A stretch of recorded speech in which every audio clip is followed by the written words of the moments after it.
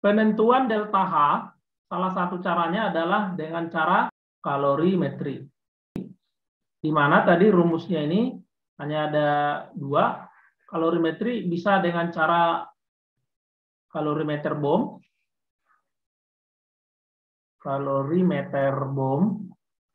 Satu lagi bisa dengan cara kalorimeter sederhana.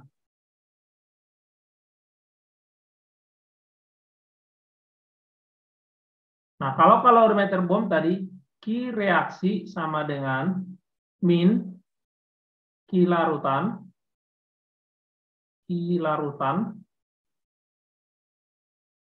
ditambah Q kalorimeter. Nah, di mana Q reaksi sama dengan min Q larutan itu kan M dikali C dikali delta T.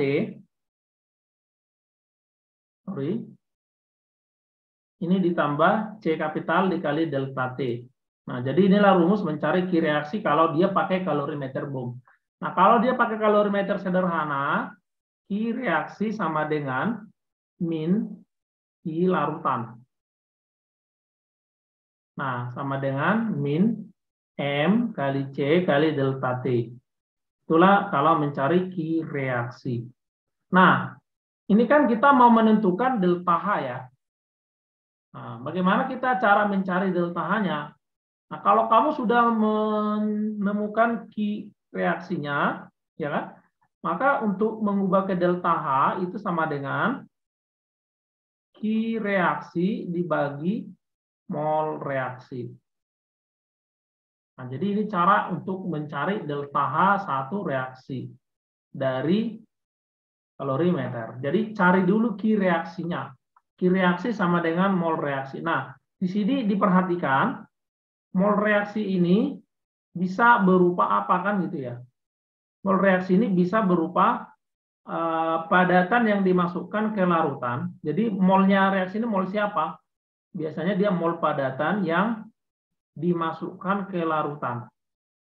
Dimasukkan ke larutan atau ke air. Ke larutan atau ke air. Itu mol reaksinya. Berapa mol dia kayak gitu ya. Nah, M-nya ini apa? M-nya ini apa? Kan gitu ya. M-nya ini adalah massa air atau massa larutan. Ya. Bisa massa larutan atau massa air. Nah, biasanya kalau zat padat dimasukkan ke air, biasanya massa zat padat itu diabaikan. Jadi yang masuk ke Q reaksi ini itu nanti murni adalah massa air biasanya ya. Tapi kalau misalnya dikatakan itu tidak diabaikan atau tidak diketahui, anggap aja diabaikan ya. Kalau misalnya nggak ada jawabannya, coba jangan diabaikan seperti itu. Ini sama, M yang di sini juga sama kayak yang ini ya. M-nya yang di sini juga sama, yaitu massa air atau massa larutan. Jadi inilah rumus untuk penentuan delta H dengan cara kalorimeter. Nah, C tadi kan kalor jenis ya. Jadi kalor jenis itu sudah ada ketentuannya. Pada keadaan tertentu, kalor jenis itu tertentu. Nah, delta T itu ya perubahan suhu yang terjadi pada reaksi. Awalnya berapa, setelah selesai reaksi berapa. Kemudian jangan salah, delta T itu adalah T akhir dikurang T awal, teman-teman ya. T akhir dikurang T awal. Ini jangan kebalik konsepnya. Nah, jadi delta T itu bisa bertanda positif, bisa bertanda negatif. Delta T itu akan bertanda positif jika dia reaksi apa? Jika dia reaksi akhirnya, kalau T akhirnya besar dari T awal berarti dia ini reaksi naik suhunya kan? Suhu reaksinya naik. Berarti ini reaksi eksoterm. Nah, kalau delta T-nya itu bisa bertanda negatif, ya kan? Berarti kalau suhu akhirnya lebih rendah dari suhu awal. Berarti mengalami penurunan suhu kan gitu ya. Jadi ini mengalami kenaikan suhu. Jadi termometer yang kita gunakan mengalami kenaikan suhu. Nah, kalau dia nanti delta T-nya bertanda negatif, berarti T akhirnya lebih kecil dari T awal. maka ini reaksi endoterm. Maka ini mengalami penurunan suhu. Nah, penurunan suhu. Jadi ini konsep-konsep yang harus diingat ya. Penentuan delta T bertanda apa? Oke, jadi hati-hati di sini. Nah, ini akan kita aplikasikan ke contoh soal ya.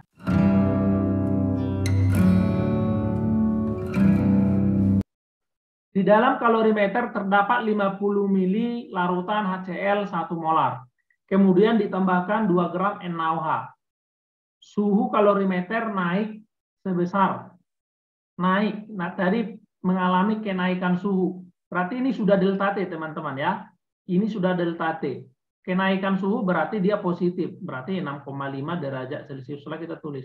Seandainya ini dikatakan suhu kalorimeter turun sebesar, maka delta T-nya kamu tulis negatif sekian gitu. Tapi karena dibilang naik kan itu pasti exotherm, menandakan dia exotherm. Oke. Nah, jadi dari sini sebenarnya kamu udah bisa tebak jawabannya yang mana. Jadi ini kan reaksi exotherm kan, jadi nggak mungkin jawabannya C, D, E. Karena kalau dia exotherm maka delta H-nya pasti negatif. Sedangkan C, D, E positif endotherm. Jadi kamu udah bisa mengeliminasi cuma melihat dari suhu. Oke, sekarang kita akan cek satu-satu. Nah, kalau kita mau mencari delta H-nya, kita butuh sama dengan Ki reaksi dibagi mol reaksi gitu kan. Oke, berarti kita cari dulu Ki reaksinya, guys. Ki reaksi, nah, perlu kamu ingat kalau kita menggunakan kalorimeter kan ada 2 cara, ya. Yang pertama tadi kita menggunakan kalorimeter bom, dan yang kedua kita memakai kalorimeter sederhana. Kalau dia memakai kalorimeter bom, maka pasti ada di sini penjelasannya. Pakai kalorimeter bom. Coba dilihat di soal nomor 8. Ada nggak disinggung pakai kalorimeter bom? Nggak ada ya. Karena nggak ada disinggung pakai kalorimeter bom, maka sudah fix nomor 8 ini memakai kalorimeter sederhana.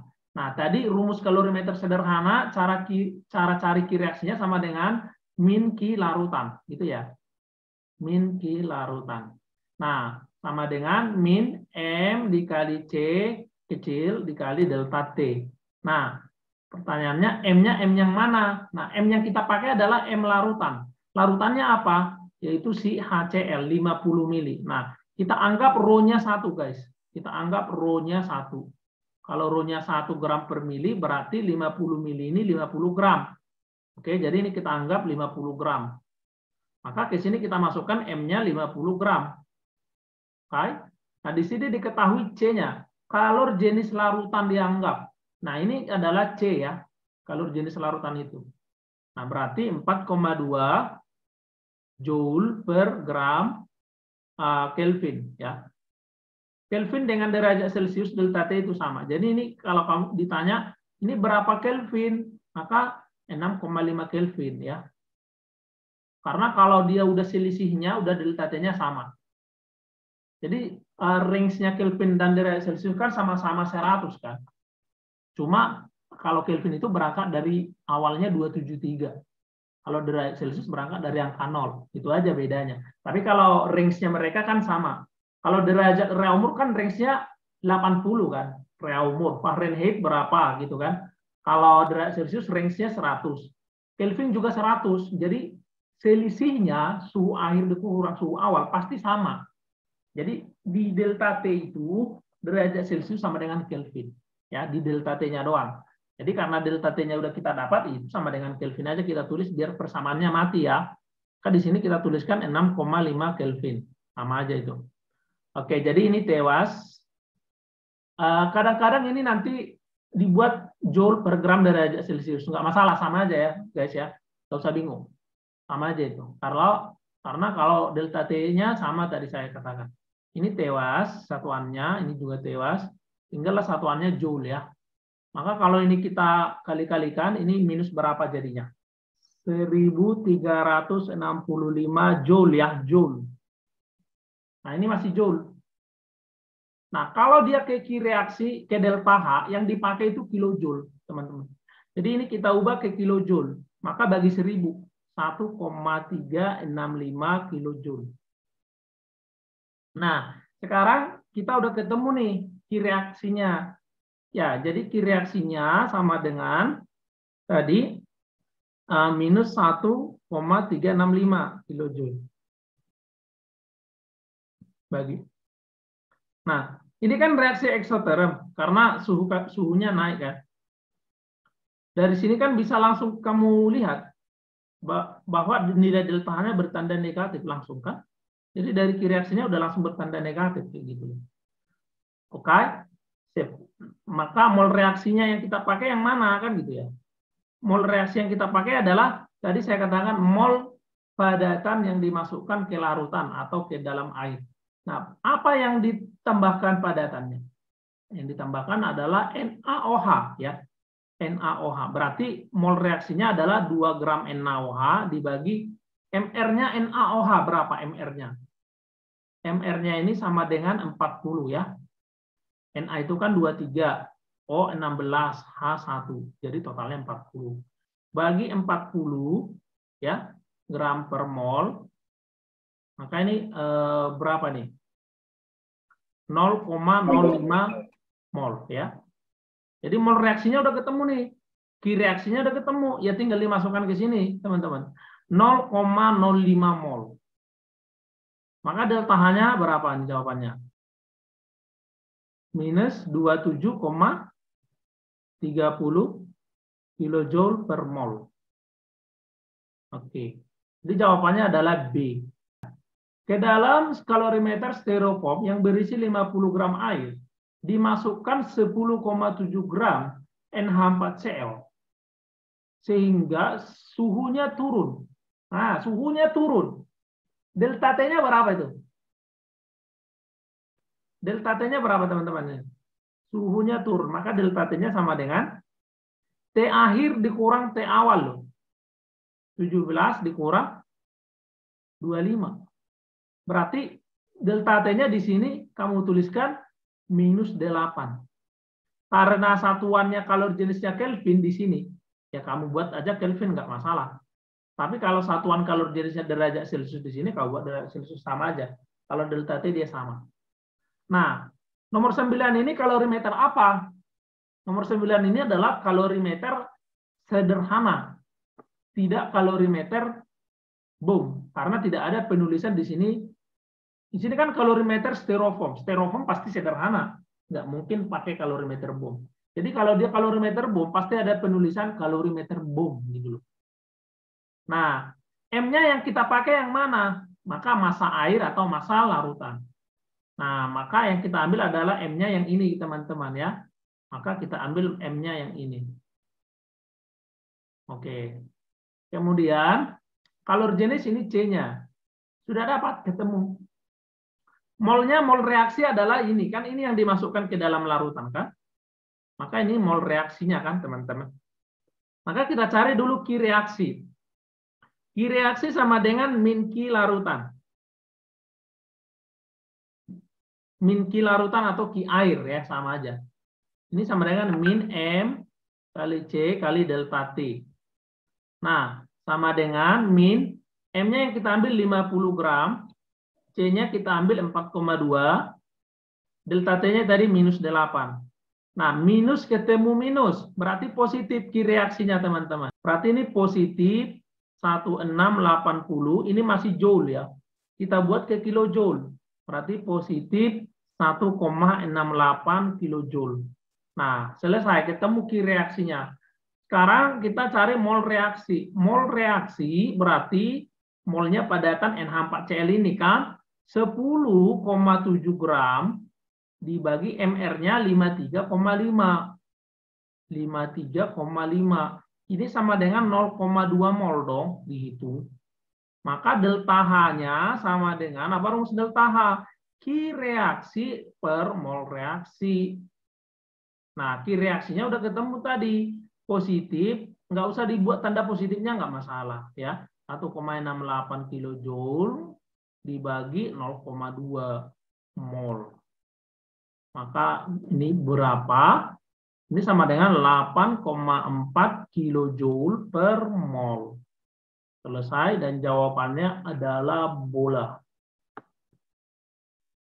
Saya lanjut nomor 10. Jika pada 50 mili larutan tembaga sulfat 0,4 molar ditambahkan serbuk seng sedikit berlebihan. Nah, berarti yang ditambahkan itu berlebihan. Pak, kalau yang ditambahkan berlebihan berarti mol reaksinya yang mana dong? Nah, maka mol reaksinya adalah mol larutannya. Bisa dipahami ini ya. Kenapa tadi kita memakai mol reaksi adalah mol padatan yang dimasukkan ke air? Karena padatannya itu dikasih tahu berapa gram. Dan anggapannya padatannya itu bereaksi semua dengan zat yang di kalorimeter, baik larutan, baik air. Nah ini kan yang padatannya itu berlebihan. Kalau berlebihan berarti kita nggak tahu seberapa banyak yang bereaksi kan. Jadi yang kita akan masukkan adalah isi larutannya ya. Begitu caranya. Data yang ditambahkan itu berlebihan, maka mol reaksinya ya mol larutannya. Gitu. Oke, jadi ini adalah masanya, M-nya. Ini C-nya. Suhu larutan akan naik 20. Ini berarti sudah delta T karena akan naik, berarti ini sudah delta T-nya. Naik berarti delta T-nya bertanda positif 20. Lihat ini satuannya Kelvin kan, maka 20 Kelvin aja tulis nggak masalah sama itu. Kalau sudah dalam bentuk delta T. Jadi kita langsung masuk Q reaksi sama dengan min Q larutan. Oke, tinggal dijabarkan. Sama dengan min M kali C kali delta T. Yuk masukkan angkanya. Ini berapa? 50, Pak. 50. Oke, C-nya? 4,18. Oke. Delta T-nya? 20. 20. Hasilnya? Bapak, masanya tuh dalam mililiter boleh, Pak? Oh, masanya dalam mililiter dikasih tahu nggak rho-nya? Kan rho itu kan M per V kan? M per V. Jadi kalau M sama dengan rho kali V kan sebenarnya. Nah, kalau tidak dikasih tahu rho-nya, anggap masanya itu sama dengan, massa itu kan gram ya teman-teman ya. Anggap gram sama dengan mili. Kalau tidak dikasih tahu rho-nya. Kalau nggak dikasih tahu atau nggak ditanya. Jadi langsung saya anggap aja ini. Rho-nya 1 kan. Kalau rho-nya 1 kan berarti 1 gram sama dengan 1 mili. 1 gram per mili gitu. Jadi mili sama dengan gram gitu loh. Kalau nggak dikasih tahu. Gitu ya. Oke, sip. Berapa hasilnya? Min 4180 joule. 4180 joule. Berarti ini harus ke kilojoule kan supaya kita mengubahnya ke delta H. Berarti bagi 1000 min 4,18 kilojoule. Oke, sekarang kita udah tahu Q reaksi, sekarang mol reaksi dong. Nah, mol reaksi karena kita nggak tahu padatannya, ya kita ambil mol reaksinya dari larutan. Karena dikatakan berlebih, kalau berlebih nggak boleh. Ya, yang berlebihan itu kita tidak boleh ambil sebagai mol reaksi. Nah, jadi apa rumus mol kalau dikasih tahu volume sama molaritas? Maka rumusnya kan M kali volume dalam bentuk liter kan. Ini kelas 10 kalian udah belajar. Jadi ini 0,4 dikali volumenya 50 mili, harus liter, berarti 0,05 liter. Maka ini 0,02 kan? Mol. Jadi delta H reaksinya sama dengan Q reaksi dibagi mol reaksi. Nah, Q reaksinya tadi min 4,18 kilojoule dibagi 0,02. Berapa ini? Minus 290 kilojoule. Jawabannya A. Oke. 58. Dalam kalorimeter 100 mili AgNO3 dan 100 mili HCl dicampurkan. Terjadi reaksi sebagai berikut. Jika kedua larutan pada saat pencampuran suhu awalnya 25 dan suhu akhirnya 27,5. 25 ke 27 itu naik kan.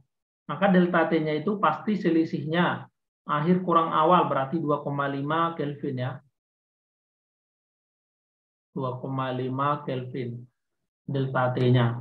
Di sini dikasih tahu Q larutan. Nah, jadi kalau dikasih tahu Q larutan, maka kita tidak boleh menganggap mililiter ini sama dengan gram, guys. Saya ulangi, ya, nggak bisa. Nah, coba diperhatikan. Ini kan dicampurkan dua larutan. Bagaimana kalau dua larutan dicampurkan? Nah, soal kita 8, 9, 10 tadi, bagaimana kalau dicampurkan ada padatan ke dalam larutan, gitu kan ya? Jadi kalau padatan dicampurkan ke dalam larutan, maka M-nya itu adalah M-nya si larutan atau M air. Nah, mol reaksinya mol larutan atau mol air gitu.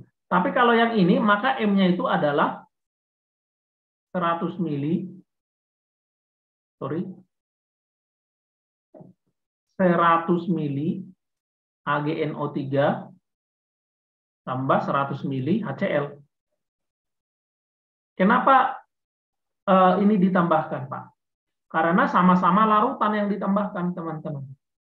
Nah, yang soal kita tadi kan 8, 9, 10, yang ditambahkan itu adalah zat padat. Jadi zat padatlah mol reaksinya, kalau tidak berlebih. Nah, sedangkan ini kan larutan ditambahkan ke dalam larutan, kan gitu kan? Larutan AgNO3 dan larutan HCl. Jadi masanya itu adalah massa total larutan. Jadi ini 200 mili lah larutannya. Nah, apakah ini sama dengan 200 gram? Enggak. Karena dikasih tahu rho-nya. Nah, rho itu kan sama dengan M per P. Maka massa sama dengan rho dikali volume. Nah, rho-nya 1,2 gram per mili. Dikali 200 mili. Maka milinya mati ke sini. Tinggallah gram. Maka massanya 240 gram, teman-teman. Jadi ini yang kita masukkan ke rumus. Ya. Jadi Q reaksi sama dengan min Q larutan. Gitu kan. Jadi di sini yang kita masukkan sama dengan min M dikali C kecil dikali delta T. Nah, min M. M-nya yang kita masukkan 240. Oke. C-nya berarti di sini dikasih tahu 4. Nah, delta T-nya 2,5. 4 kali 2,5, 10. 10 kali 240, 2.400. Minus 2.400 joule. Jadi satuannya Q reaksi itu masih joule. Karena kan satuan C-nya di sini joule. Nah, ini kan menjadi minus 2,4 kilojoule. Nah, ini kan masih Q reaksi. Yang ditanya adalah delta H reaksi. Delta H reaksi sama dengan apa tadi? Sama dengan Q reaksi dibagi mol reaksi. Nah, Q reaksinya sudah ada min 2,4. Nah, pertanyaannya mol reaksinya berapa? Nah, di sini tidak bisa kita cari mol reaksi, teman-teman. Karena nggak dikasih tahu molaritasnya nih. Jadi mending kita gini dulu. Kita kasih dulu konsentrasinya ya. Jadi konsentrasinya misalnya di sini 1 molar, misalnya di sini 1 molar. Jadi sama-sama 1 molar, misalnya. Jadi kita mengambil mol reaksi yang mana, Pak? Mol reaksinya kita ambil adalah mol reaksi pembatas. Kalau kita reaksikan ini kan sama-sama habis. Jadi mol reaksinya ini ya mol reaksi pembatas, salah satu aja ambil. Berarti 1 molar dikali 0,1 sama dengan 0,1 liter ya, karena kan volumenya 100 mili. Jadi salah satu diambil, bukan dua-duanya, bukan 0,2 mili ya, teman-teman ya. Jadi mol reaksi pembatasnya yang diambil. Jadi ini 0,1 mol. Karena ini nggak dikasih tahu tadi molaritasnya, maka saya tambahkan. Jadi kalau misalnya ini 0,1 mol, maka ini menjadi minus 24 kilojoule per mol. Nah, inilah delta H reaksi dari nomor 58. Jadi hati-hati kalau larutan ditambahkan dengan larutan, maka M-nya itu ditotalkan. Tapi kalau padatan enggak. Biasanya padatan diabaikan. Ya, kurang lebih seperti itu cara pengerjaan kalorimeter sederhana.